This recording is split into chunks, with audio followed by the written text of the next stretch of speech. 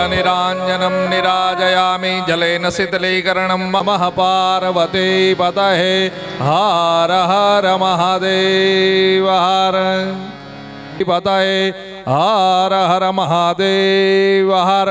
આવતીકાલે સવારે 8:45 વાગ્યે જેમને પૂજા કરવાની છે એ વ્યક્તિઓ પોતાની છેડાછેડી લઈ સવારે તાજા ફૂલ, ફૂલના હાર અને તાજા ફળ એ બધું લઈ અને ઉપર આવી જશે. પોતાની છેડાછેડી પણ લઈને આવી જશે. અને રાત્રિ દરમિયાન અહીંયા જે સાફસૂફી કરવાની હોય એમને કહી દેજો, એટલે રાત્રે આખો મંડપ જે છે એ વ્યવસ્થિત સાફ કરી દે.